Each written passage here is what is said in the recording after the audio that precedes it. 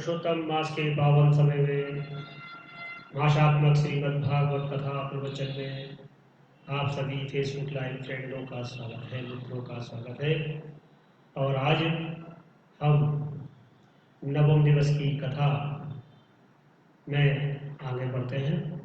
इससे पूर्व मैं अपने भगवत कल्पतवांचन श्री पीताम्बरधारी भगवान कृष्ण की प्रतिमूर्ति श्रीमद् भागवत कथा पुस्तक का पूजन करते हैं हम।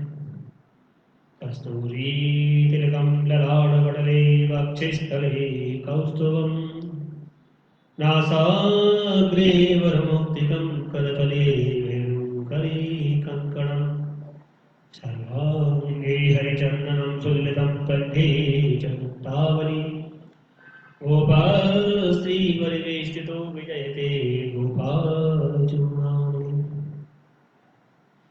आइए गणपति महाराज की वंदना के साथ आज की कथा का प्रारंभ करते हैं।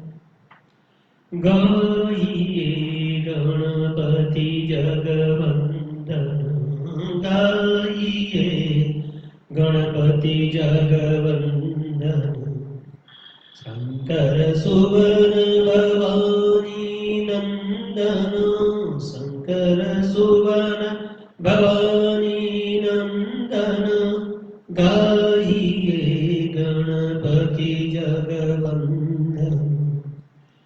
सिद्धि सदन गजवदन विनायक, सिद्धि सदन गजवदन विनायक, कृपा सिंधु सुंदर सबलायक, कृपा सिंधु सुंदर सबलायक, गाइए गणपति जगवंदन, शंकर सुवन भवानी नंदन।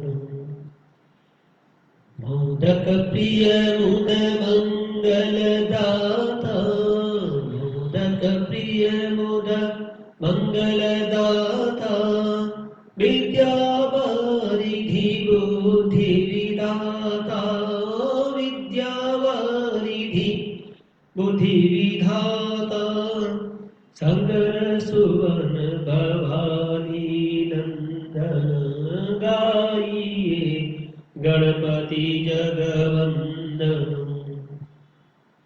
मांगत तुलसीदास कर जोरे, मांगत तुलसीदास कर जोरे, बसहु राम सिय मानस मोरे, बसहु राम सिय मानस मोरे, शंकर सुवन भवानी नंदन, गाइए गणपति जगवंदन, गाइए गाइए गणपति जगवंदन।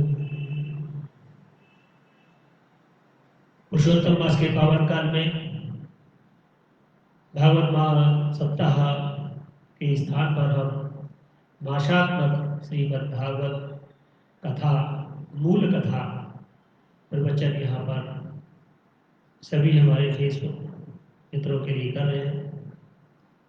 सर्वप्रथम गुरुजनों, माता पिता के चरणों में प्रणाम और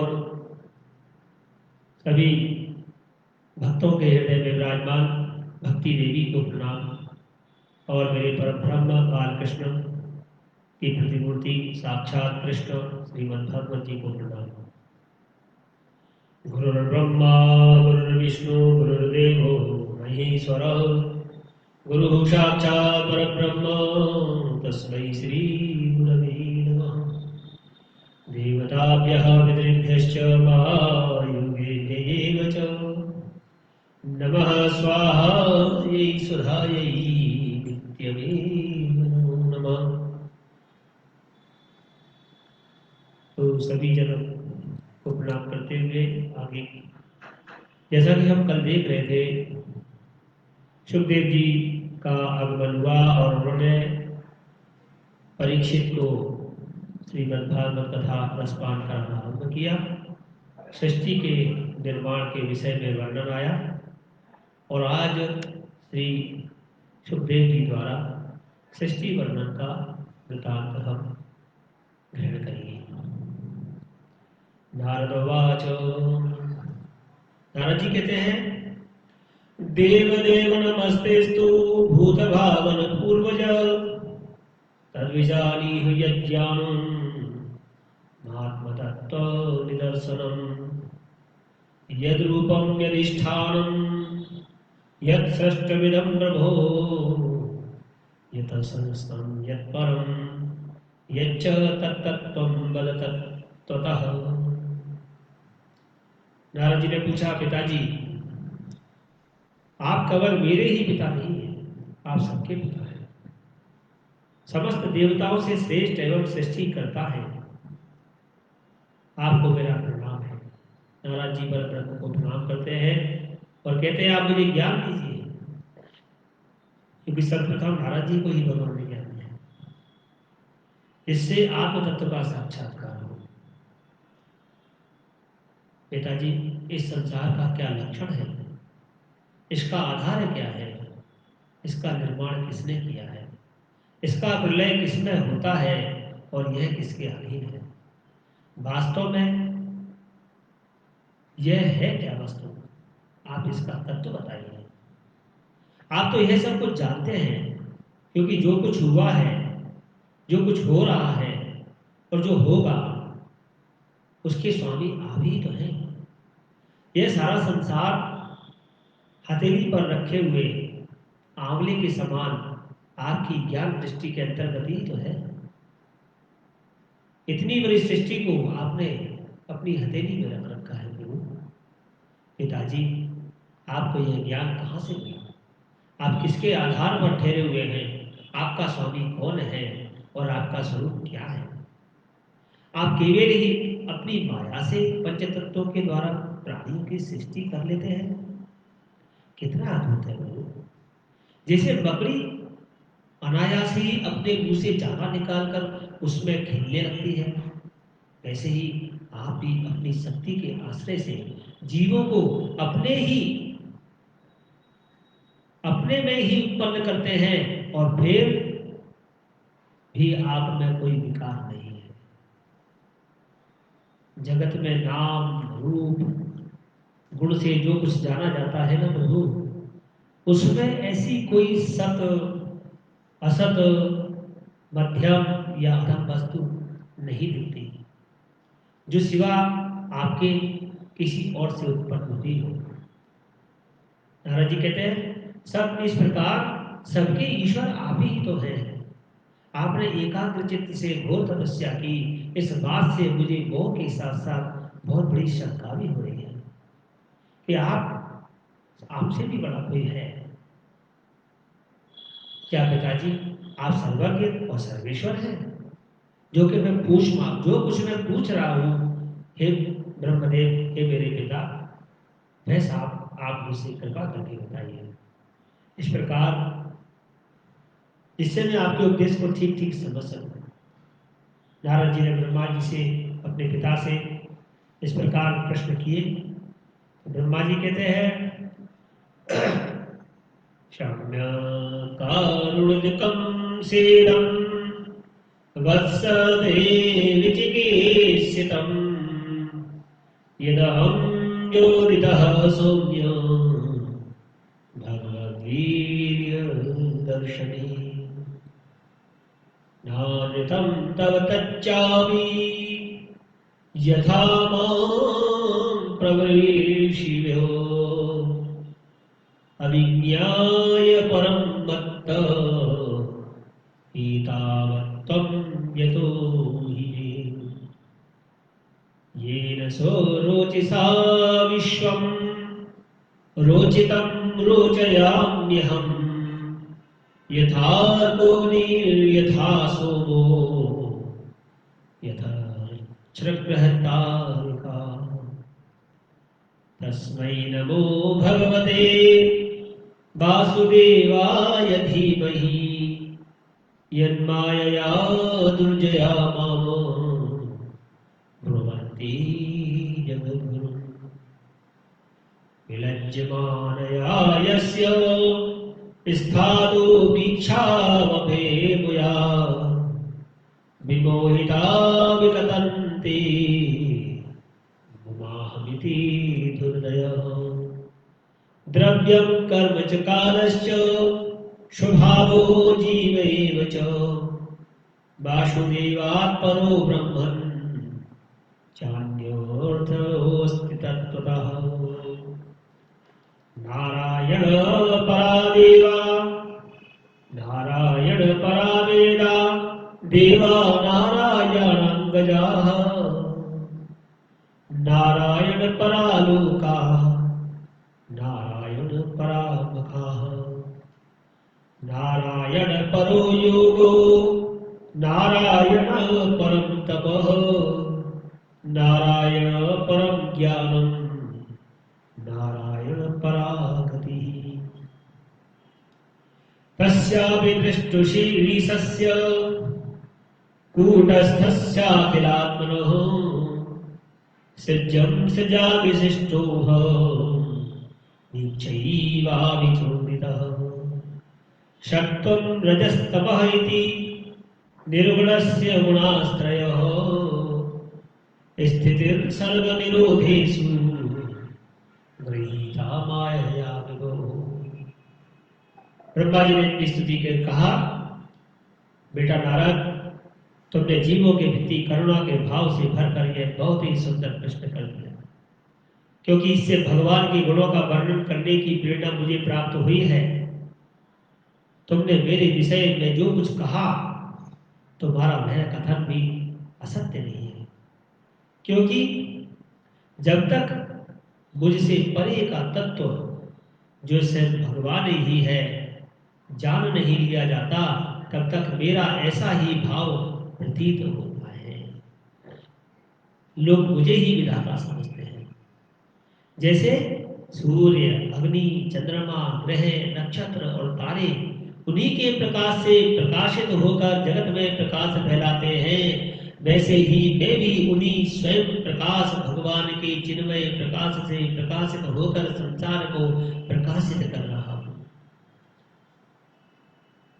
उन भगवान वासुदेव की मैं वंदना करता हूं और ध्यान भी करता हूं, जिनकी दुर्जय माया से मोहित होकर लोग मुझे जगत गुरु कहते हैं। यह माया तो उनकी आंखों के सामने ठहरती ही नहीं, झपट कर से दूर भाग जाती है, परंतु संसार के ज्ञानी जन उसी से मोहित होकर यह मैं हूं, यह मेरा है, इस पर ही अपना विश्वास करते हैं और यही कहते रहते हैं कि ये सब मेरा है।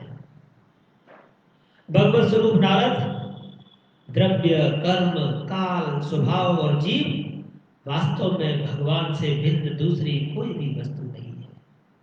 वेद नारायण के परायण है, देवता भी नारायण के ही अंगों से कल्पित हुए हैं और समस्त यज्ञ भी नारायण की प्रसन्नता के लिए ही तो हैं। उनसे जिन लोगों की प्राप्ति होती है वे भी नारायण में ही कल्पित हैं।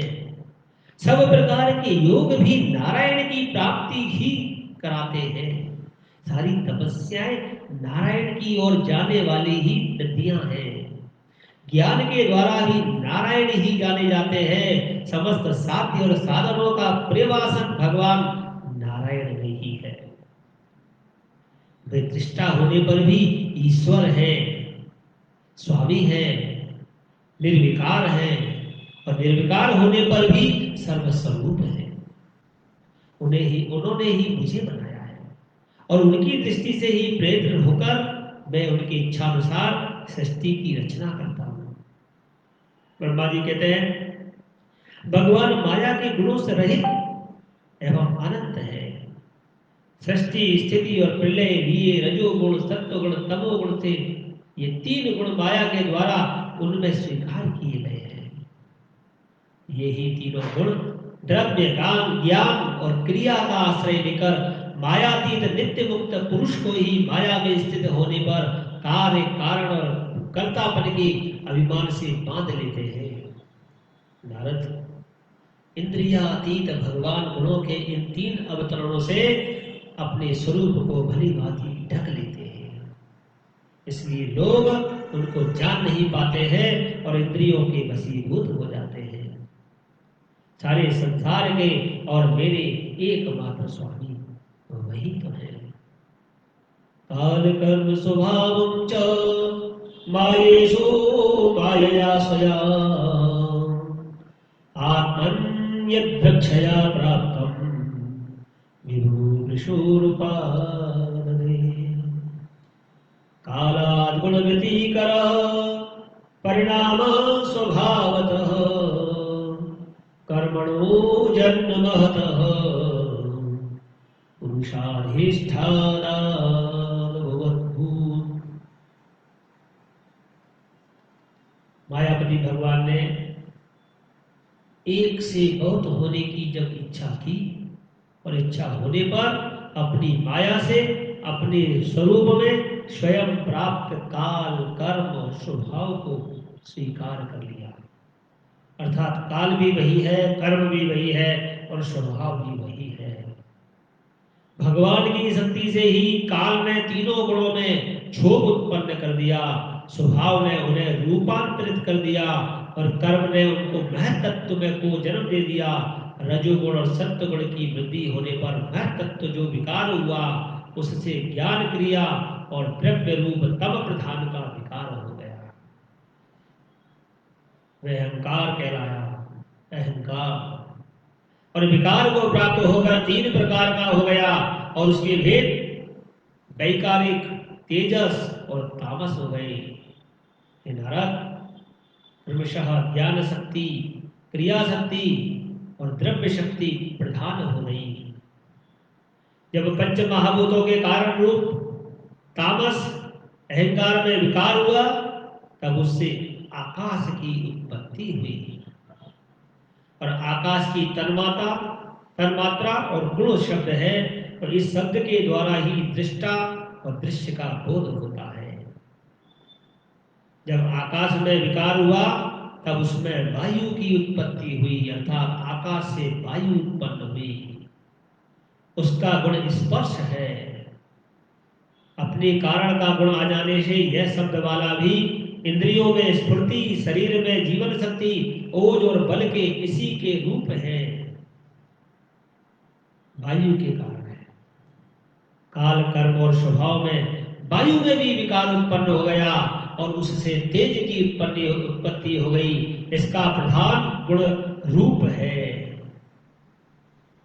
इसके कारण आकाश और वायु के गुण शब्द स्पर्श भी इसमें है।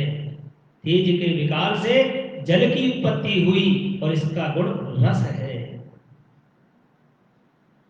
कारण तत्वों के गुण शब्द स्पर्श रूप भी इसमें है और जल के विकार से पृथ्वी की उत्पत्ति हुई और पृथ्वी का गुण गंध है और कारण के गुण कार्य में आते हैं। इस न्याय शब्द से शब्द, स्पर्श, रूप, रस ये चारों गुण भी इसमें विद्यमान है।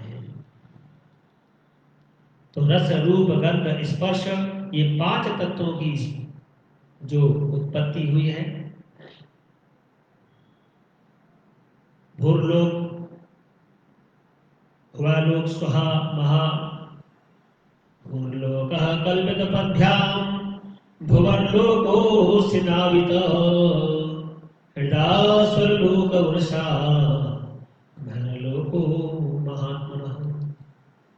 वैकारिक अहंकार से मन की और इंद्रियों से 10 अधिष्ठात्र देवताओं की भी उत्पत्ति। उनके नाम हैं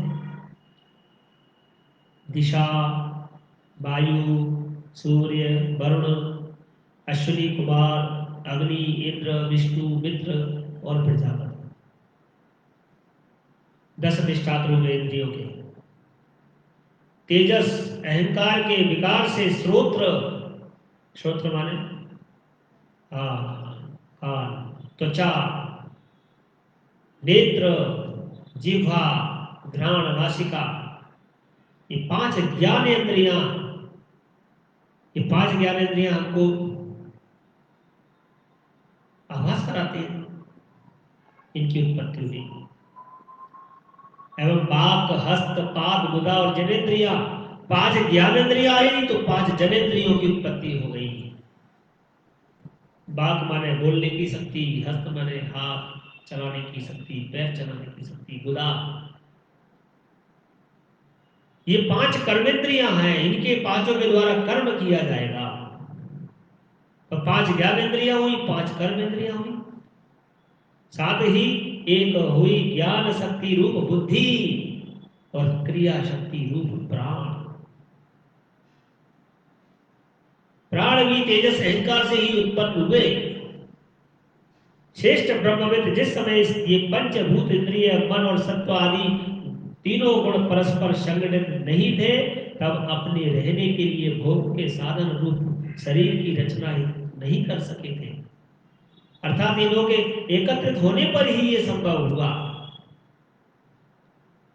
जब भगवान ने इन्हें अपनी शक्ति से प्रेरित किया, तब ये तत्व परस्पर एक दूसरे के साथ मिल गए और इन्होंने आपस में कार्य कारण भाव स्वीकार करके व्यष्टि समष्टि रूप पिंड और ब्रह्मांड दोनों की रचना कर दी।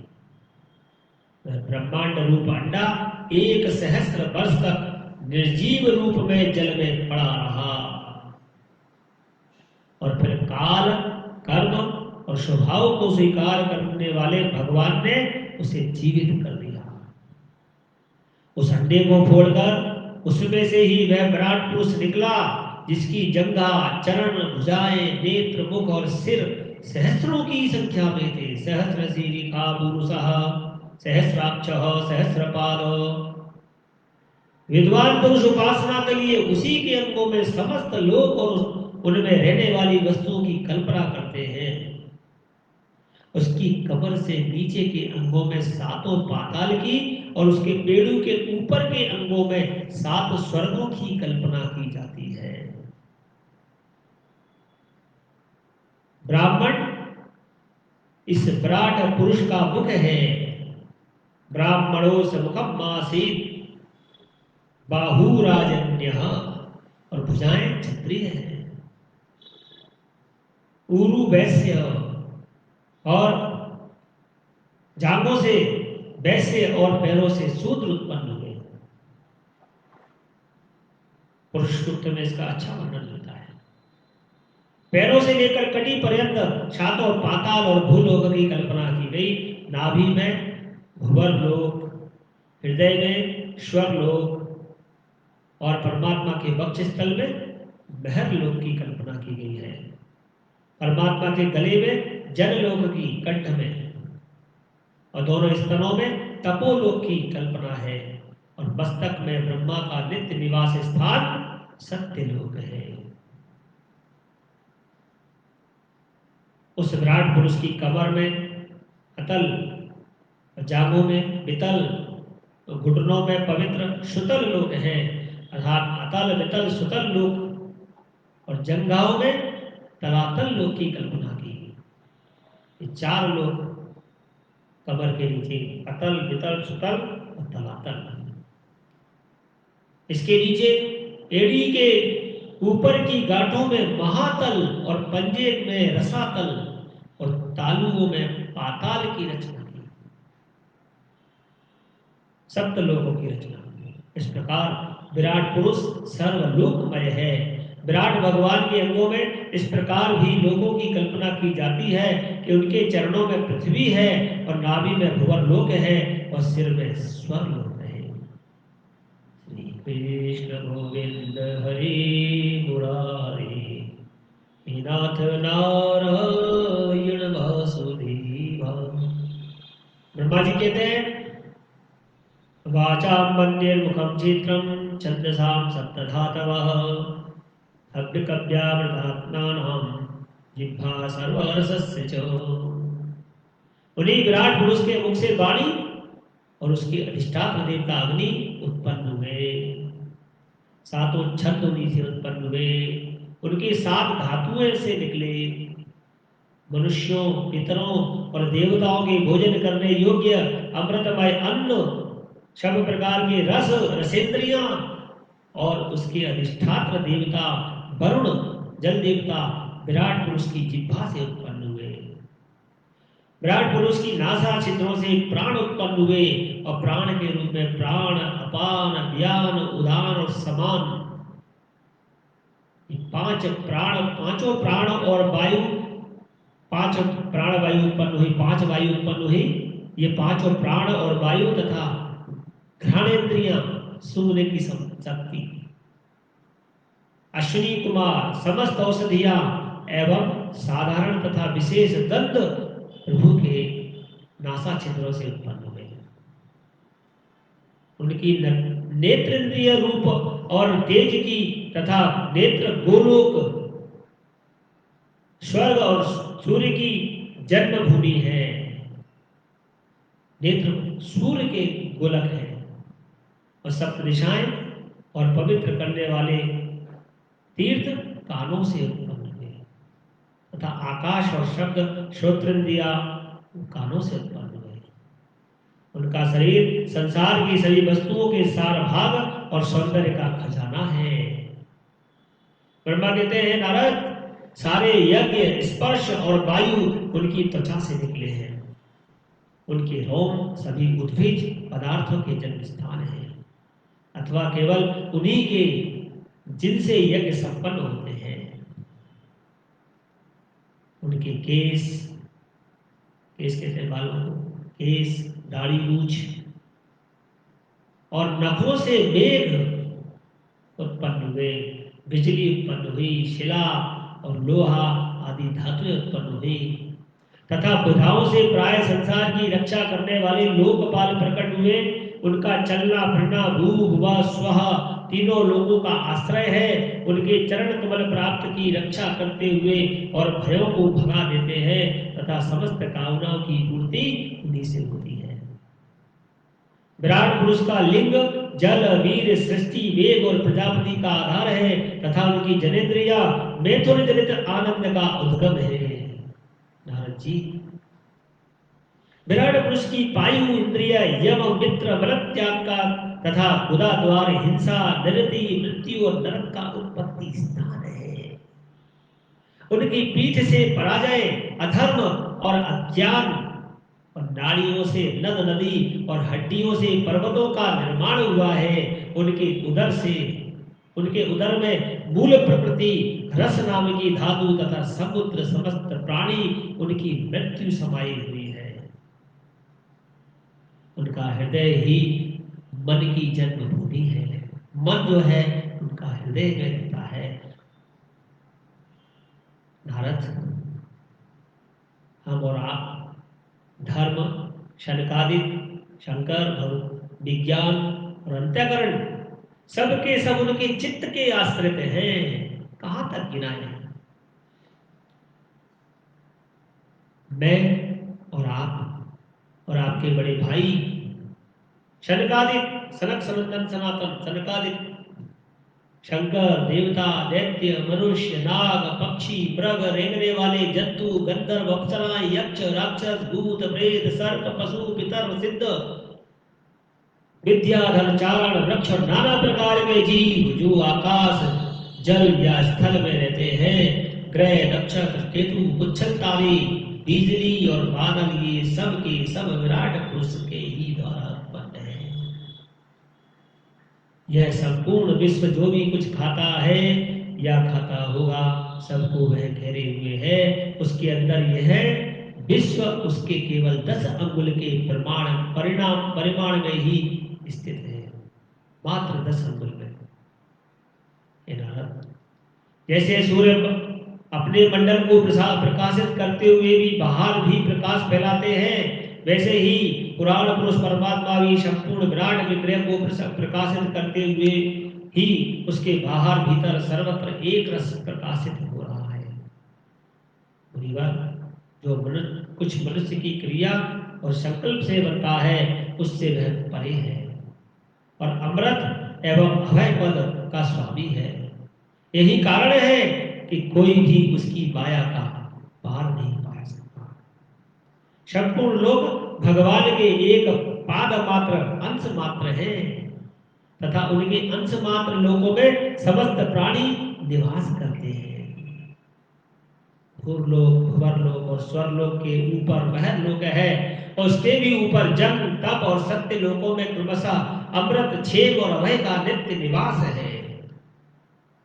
जन्म, तप और सत्य, इन तीनों लोकों में ब्रह्मचारी, वानप्रस्थ और सन्यासी निवास करते हैं। दीर्घकालीन ब्रह्मचर्य से रहित ग्रस्त भूरलोक और भुवरलोक और स्वर्गलोक के भीतर ही निवास करते हैं।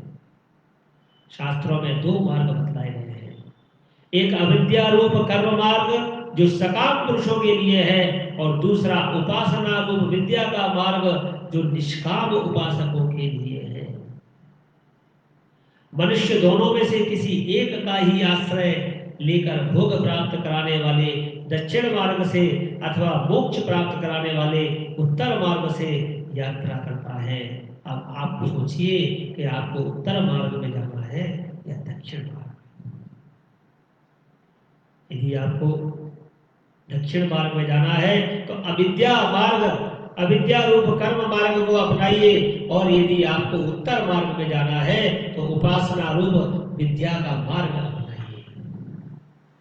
किंतु पुरुषोत्तम भगवान दोनों के आधारभूत है। जैसे सूर्य अपनी किरणों से सबको प्रकाशित करते हुए भी सबसे अलग है, वैसे ही जन परमात्मा से इस अंडज की और पंचभूत एकादश इंद्रिय और गुणमय विराट की उत्पत्ति हुई है। वे प्रभु भी समस्त वस्तुओं के अंदर और उनके रूप में ही तो रहते हैं, उनसे सर्वथा अतीत है। जिस समय इस विराट पुरुष के नाभि कमल से मेरा जन्म हुआ, ब्रह्मा जी कहते हैं, उस समय इस पुरुष के अंगों के अतिरिक्त मुझे और कोई भी यज्ञ की सामग्री नहीं मिली। तब मैंने उनके अंगों में ही यज्ञ के पशु, यूप, स्तंभ, कुश, यह यज्ञ भूमि और यज्ञ के योग उत्तम काल की कल्पना की। हे ऋषि श्रेष्ठ नारद, यज्ञ के लिए आवश्यक पात्र आदि वस्तुएं, जौ, चावल, औषधियां, घृत आदि स्नेह पदार्थ, 6 रस, लोहा, मिट्टी, जल और 4 वेद, ऋग, यजु, साम, चातुर्होत्र यज्ञों के नाम, मंत्र, दक्षिणा, व्रत, देवताओं के नाम, पद्धति, ग्रंथ, संकल्प, तंत्र, अनुष्ठान की रीति, गति, मति, श्रद्धा, प्रायश्चित और समर्पण, यह समस्त यज्ञ सामग्री मैंने विराट पुरुष के अंगों से ही इकट्ठी की, एकत्रित की। इस प्रकार विराट पुरुष के अंगों से ही सारी सामग्री का संग्रह करके मैंने उन्हीं सामग्रियों से उन यज्ञ रूप परमात्मा का यज्ञ के द्वारा यजन किया है नारद।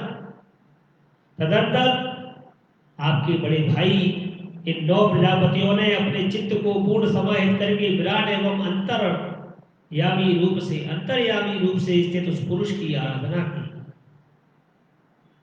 इसके पश्चात समय समय पर मनु, ऋषि, पितर, देवता, दैत्य और मनुष्यों ने यज्ञों के द्वारा भगवान की आराधना की।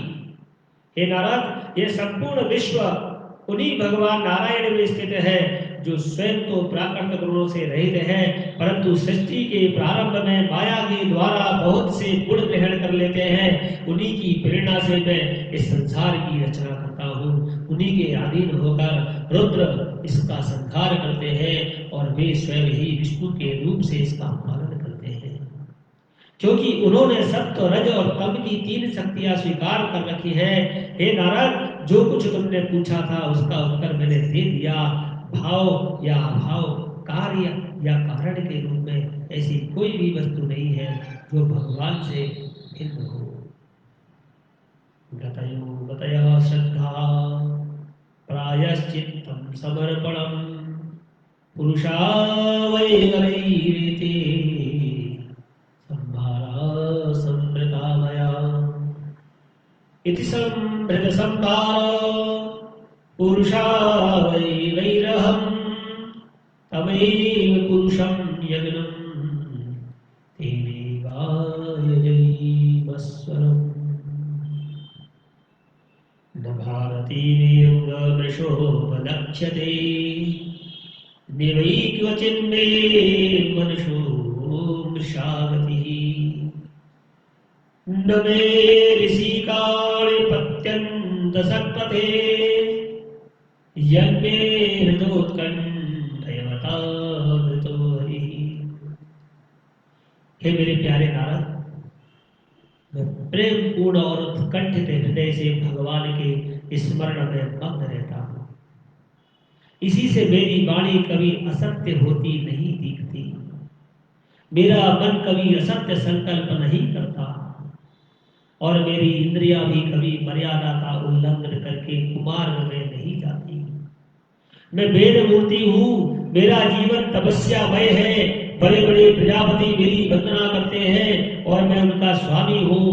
पहले मैंने बड़ी निष्ठा से योग का सर्वांग अनुष्ठान किया था हे नारद, परंतु मैं अपने मूल कारण परमात्मा के स्वरूप को नहीं जान सका, क्योंकि वे तो एकमात्र भक्ति से ही प्राप्त होते हैं। मैं तो परम मंगलमय एवं शरण आए हुए भक्तों को जन्म मृत्यु से छुड़ाने वाले परम कल्याण रूप भगवान के चरणों को ही नमस्कार करता हूँ। उनकी माया की शक्ति अपार है, जैसे आकाश अपने अंत को नहीं जानता, वैसे ही मैं भी अपनी महिमा का विस्तार नहीं जानता। ऐसी स्थिति में दूसरे तो उसका पार ही क्या पा सकते हैं। हे पुत्र, मैं, मेरे पुत्र,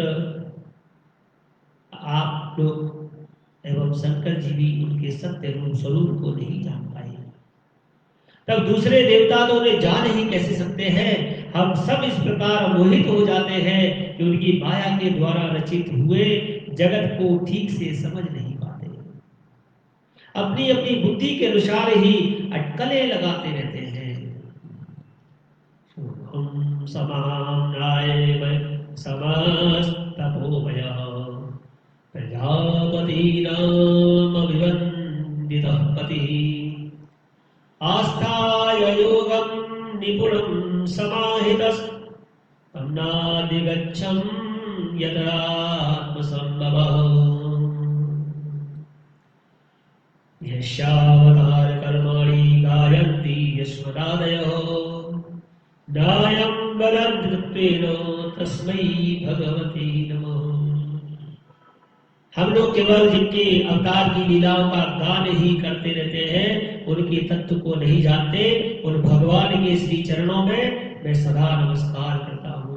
वे अजन्मा एवं पुरुषोत्तम है। प्रत्येक कल्प में स्वयं अपने आप में अपनी आपकी ही सृष्टि करते हैं, रक्षा करते हैं और संहार भी कर देते हैं। वे माया के लेस से रहित केवल ज्ञान रूप है और आत्मा राम के रूप में एक रस स्थित है। वे तीनों काल में सत्य एवं परिपूर्ण है, न उनका आदि है न अंत है। वे तीनों गुणों से रहित सनातन एवं अद्वितीय है। नारद, महात्मा लोग जिस समय अपने अंतःकरण, इंद्रिय और पुरुषों को शांत कर लेते हैं, उस समय उनका साक्षात्कार करते हैं। परंतु जब असत पुरुषों के द्वारा कुतर्कों का जल बिछाकर उनको ढक लिया जाता है, तब उनके दर्शन नहीं हो पाते। अहम भवो यमे प्रदेशा दक्षादयो ये भवदायतयश्चो स्वलोकपालाः खगलोकपालाः नलोकपालाः स्थललोकपालाः। परमात्मा का पहला अवतार विराट पुरुष है। उसके सिवा काल, स्वभाव, कार्य, कारण, मन, पंचभूत, अहंकार, तीनों गुण, इंद्रियां, ब्रह्मांड, शरीर, उसका अभिमानी, स्थावर और जंगम जीव, सब के सब उनके अनंत भगवान के ही रूप हैं।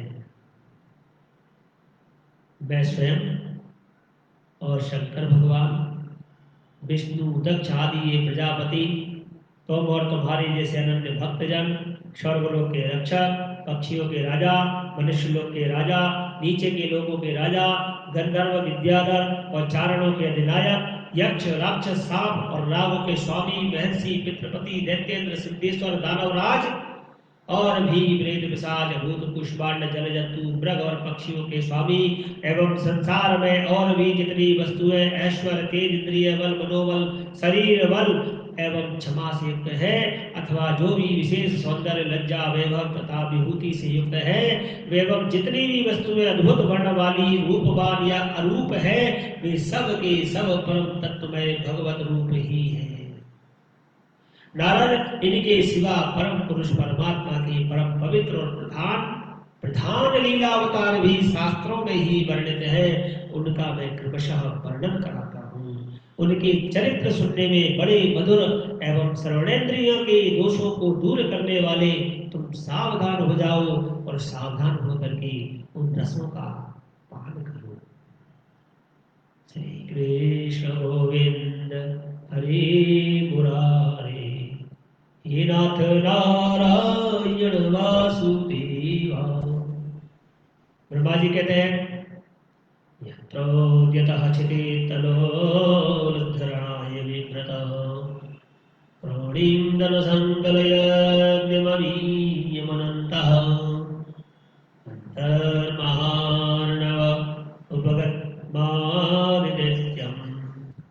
तं दृष्ट्या द्रिविवा वज्रधरो ददार। ब्रह्मा जी कह रहे, अनंत भगवान ने प्रलय के जल में डूबी हुई पृथ्वी का उद्धार करने के लिए समस्त यज्ञ में वराह शरीर ग्रहण किया था, और आदित्य दैत्य हिरण्याक्ष जल के अंदर ही लड़ने के लिए उनके सामने आया। जैसे इंद्र ने अपने वज्र से पर्वतों के पंख काट डाले थे, वैसे ही वराह भगवान ने अपनी डालों से उनके टुकड़े टुकड़े कर दिए। तम तपो विविधलोक शिष्टक्षयामि, आदौ सनात स्वतपसः सचतुः कल्पसाकलवन्निष्टमिहात्मतत्त्वं, सम्यक् जगादमुनयो यदचक्षतात्मनो। फिर उन्हीं प्रभु ने रुचि नामक प्रजापति की पत्नी आकृति के गर्भ से स्वयज्ञ के रूप में अवतार ग्रहण किया।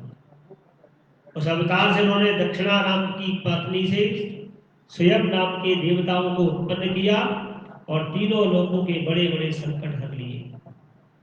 इसी से स्वयंभू ने उन्हें हरि के नाम से पुकारा। नारद कर्दम प्रजापति के घर देवहूति के गर्भ से 9 बहनों के साथ भगवान ने कपिल के रूप में अवतार ग्रहण किया, और उन्होंने अपनी माता को उस आत्मज्ञान का उपदेश किया, जिससे वे इसी जन्म में अपने हृदय के संपूर्ण बल 3 गुणों की आसक्ति का सारा कीचड़ धोकर कपिल भगवान के वास्तविक स्वरूप को प्राप्त हो गई। हे नारद, महर्षि अत्रि भगवान को पुत्र रूप में प्राप्त करना चाहते थे। उन पर प्रसन्न होकर भगवान ने उनसे एक दिन कहा कि मैंने आपको तुम्हें समर्पित कर दिया। इसी से अवतार लेने पर भगवान का नाम दत्तात्रेय पड़ गया, क्योंकि दिया। उनके चरण कमलों के पराग से अपने शरीर को पवित्र करके राजा यदु और सहस्रार्जुन आदि ने योग की भोग और मोक्ष दोनों ही सिद्धियों को प्राप्त किया। हे नारद, सृष्टि के प्रारंभ में मैंने विविध लोगों की रचने की इच्छा से तपस्या की। मेरे उस अखंड तप से प्रसन्न होकर उन्होंने तप अर्थ वाले सन नाम से युक्त होकर सनक, सनंदन और सनातन और सनत कुमार के रूप में अवतार ग्रहण किया। इस अवतार में उन्होंने प्रलय के कारण पहले कल्प के भूले हुए आत्मज्ञान का ऋषियों के प्रति यथावत उपदेश किया, जिससे उन लोगों ने तत्काल परम तत्व को अपने हृदय में साक्षात्कार कर लिया। धर्म की पत्नी दक्ष कन्या मूर्ति के गर्भ में नारायण के रूप में उत्पन्न हुए, जिनकी तपस्या का प्रभाव उन्हीं के जैसा है।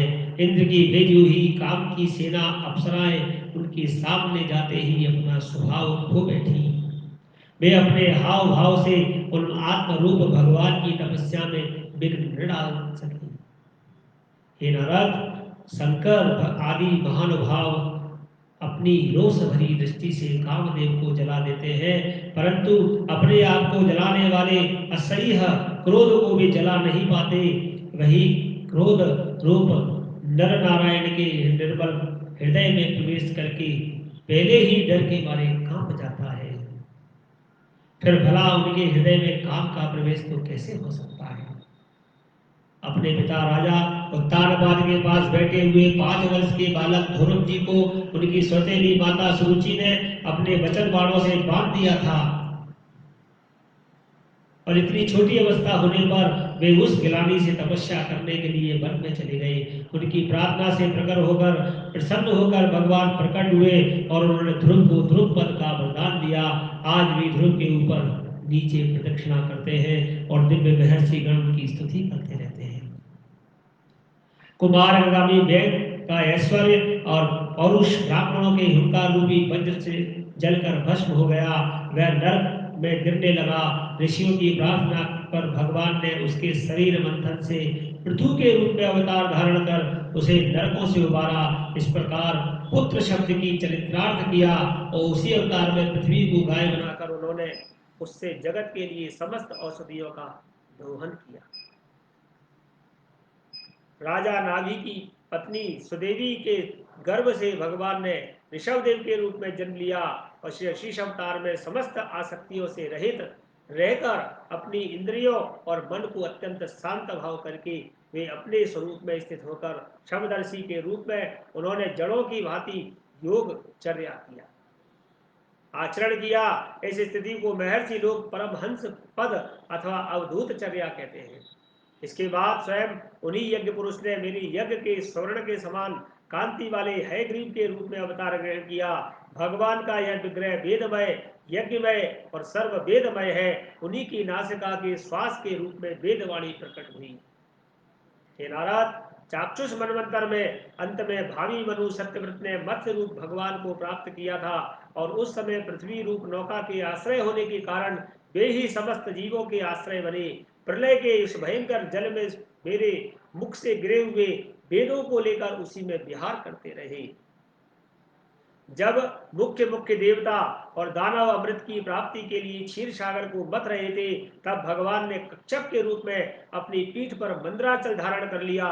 उस समय पर्वत के घूमने के कारण उसकी रगड़ से उनकी पीठ में खुजलाहट थोड़ी मिट गई, जिससे वे कुछ क्षणों तक सुख की नींद से सो गए। देवताओं का महान भय मिटाने के लिए उन्होंने नरसिंह रूप धारण किया।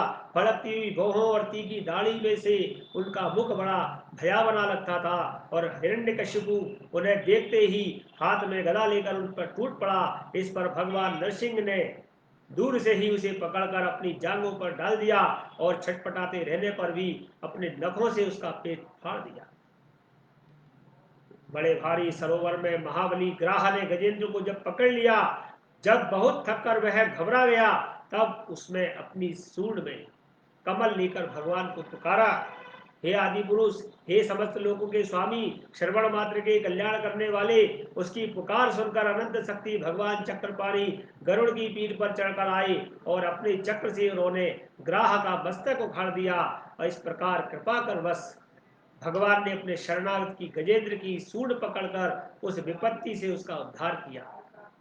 भगवान वामन अदिति के पुत्रों में सबसे छोटे थे, परंतु गुणों की दृष्टि से वे सबसे बड़े थे, क्योंकि यज्ञ पुरुष भगवान ने इस अवतार में बलि के संकल्प छोड़ते ही संपूर्ण लोगों को अपने चरणों से ही नाप लिया और वामन बनकर उन्होंने 3 पग पृथ्वी के बहाने बलि से सारी पृथ्वी तो ले ली, परंतु इससे यह बात सिद्ध कर दी कि सन्मार्ग पर चलने वाले पुरुषों की याचना के सिवा किसी उपाय में से समर्थ पुरुष भी अपने स्थान से नहीं हटा सकते, ऐश्वर्य से नहीं हट सकते।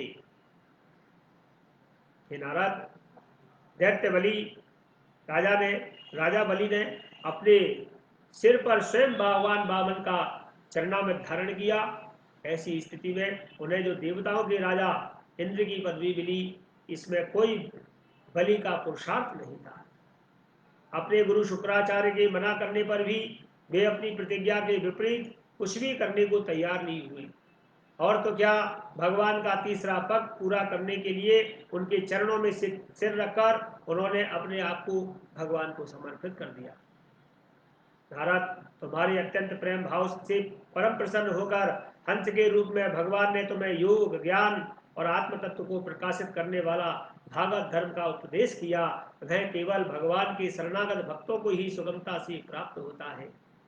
ब्रह्मा जी कहते हैं, वे ही भगवान स्वयंभुव और मनवंतरों के मनु के रूप में अवतार लेकर मनुवंश की रक्षा करते हुए दशों दिशाओं में अपने सुदर्शन चक्र के समान तेज से बेरोक टोक निष्कंटक राज्य करते हैं। तीनों लोकों के ऊपर सत्य लोक तक उनके चरित्रों की कमनीय कीर्ति फैल जाती है और उसी रूप में वे समय समय पर पृथ्वी के भारभूत दुष्ट राजाओं का दमन भी करते हैं।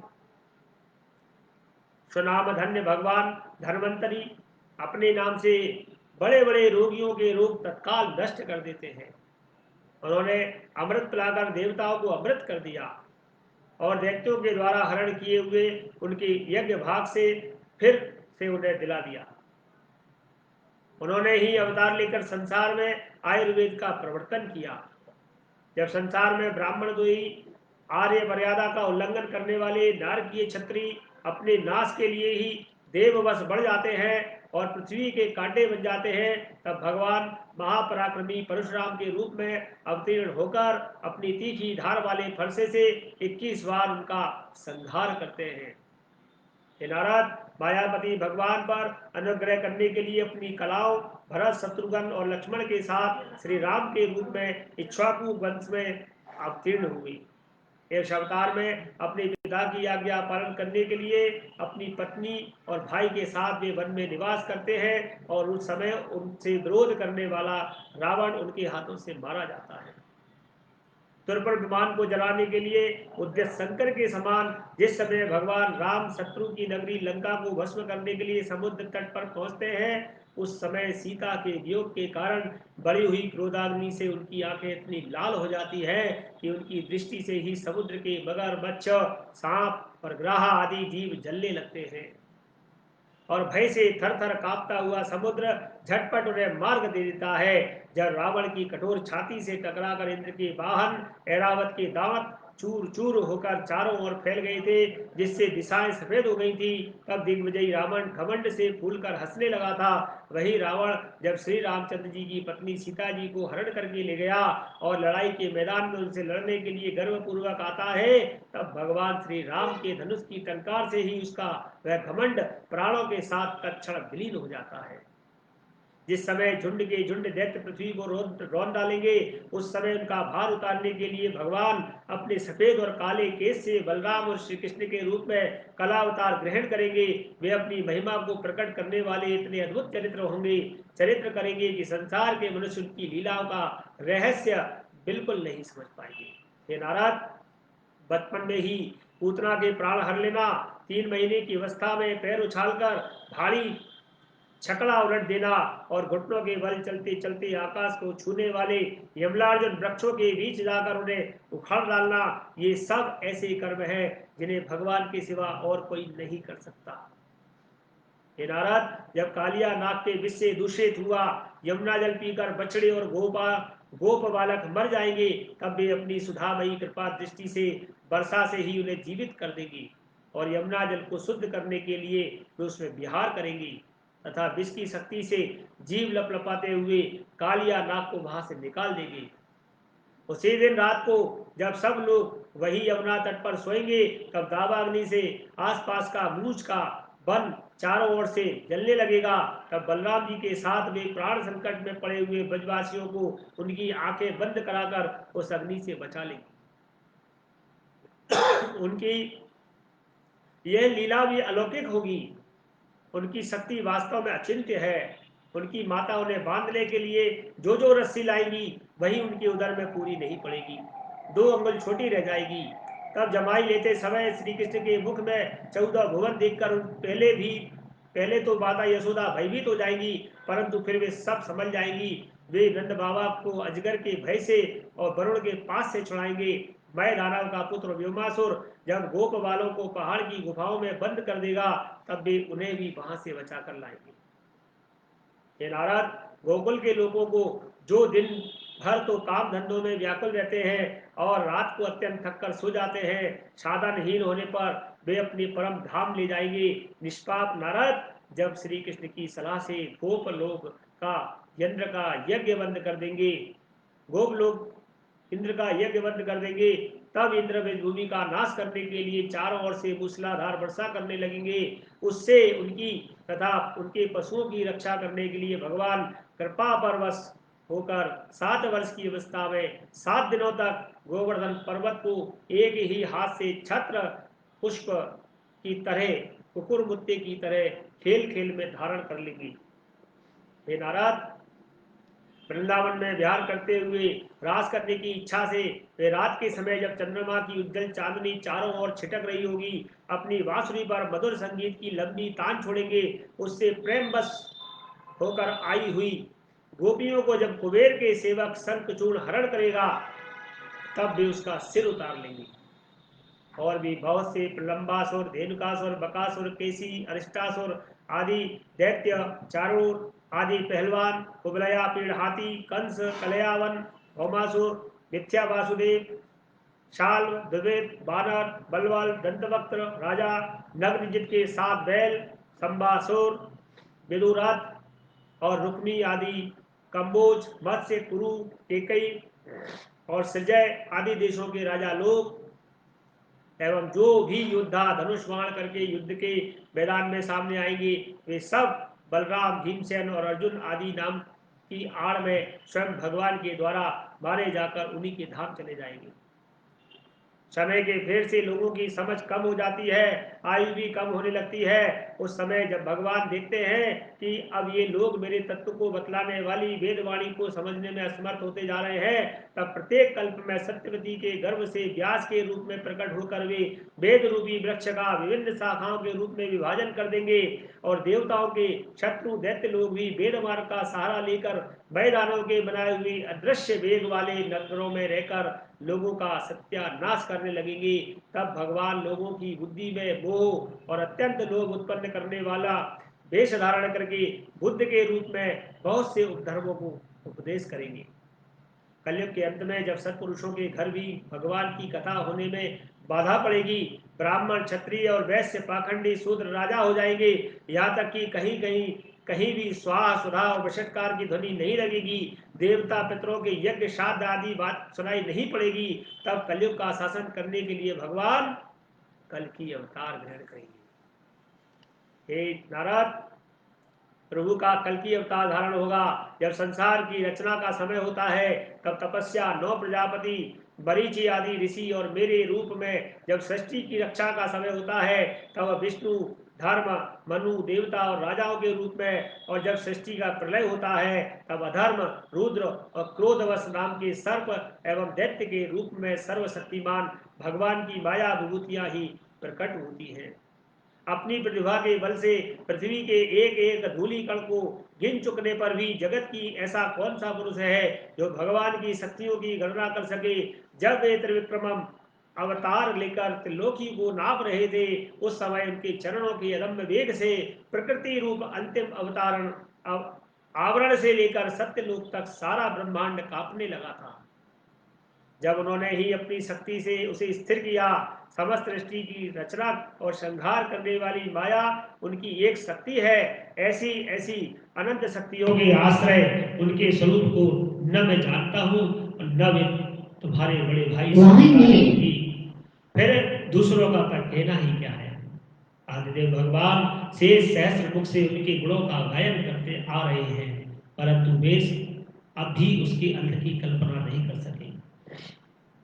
जो निष्कपट भाव से अपना सर्वस्व और अपने आप को भी उनके चरण कमलों में निछावर कर देते हैं, उन पर वे अनंत भगवान स्वयं ही अपनी ओर से दया करते हैं। उनकी दया के पात्र ही उनकी दुस्तर माया का स्वरूप जानते हैं, उसके पार जा पाते हैं। वास्तव में ऐसे पुरुष ही स्वान और श्यारों के कलेवार रूप अपने और पुत्रादि के शरीर में यह मैं हूँ, यह मेरा है, ऐसा भाव नहीं करते। ये नारद, परम पुरुष की उस योग माया को मैं जानता हूँ तथा तुम लोग भगवान शंकर, दैत्यकुल भूषण प्रहलाद और सतरूप मनुपुत्र प्रियव्रत आदि प्राचीन वरिहि, रेबु और धर्म ध्रुव भी जानते हैं।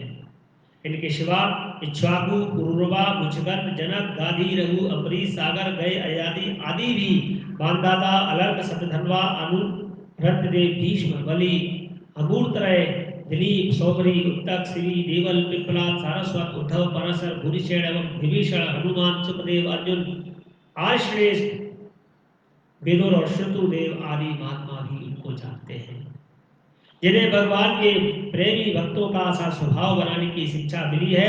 वे स्त्री, शूद्र, हड़, भील और आदि पाप के कारण पशु पक्षी आदि योनियों में रहने वाले भी भगवान की माया का रहस्य जान जाते हैं और इस संसार सागर से सदा के लिए पार हो जाते हैं।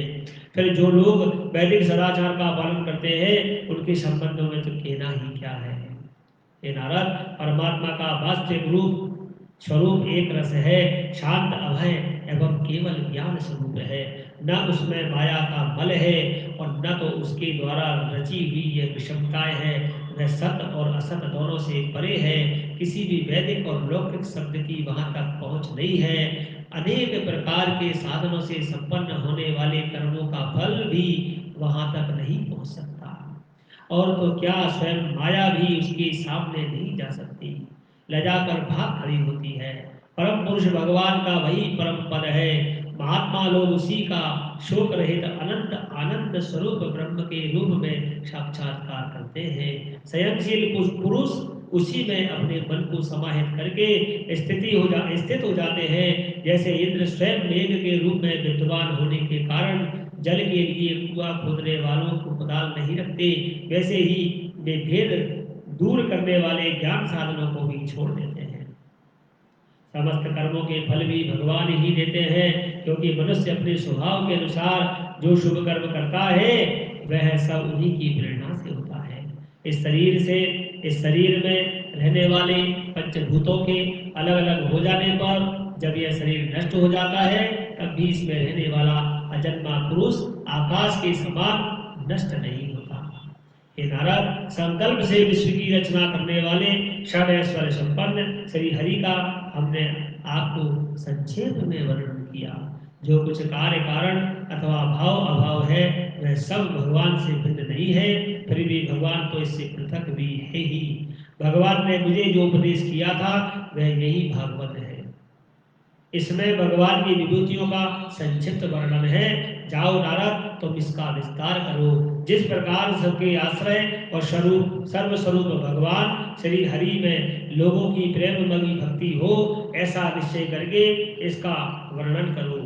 जो पुरुष भगवान की अचिंत्य शक्ति और माया का वर्णन या दूसरे के द्वारा किए हुए वर्णन का अनुमोदन करते हैं अथवा श्रद्धा के साथ नित्य श्रवण करते हैं, उनका चित्त माया से कभी मोहित नहीं होता। श्री कृष्ण गोविंद हरे मुरारे, हे नाथ नारायण वासुदेवा। श्री कृष्ण गोविंद हरे मुरारे, हे नाथ नारायण वासुदेवा। आज की कथा को यही विश्राम देते हैं। कल मिलेंगे इसी समय। जय गणपति की। श्री कृष्ण गोविंद हरे मुरारे, हे नाथ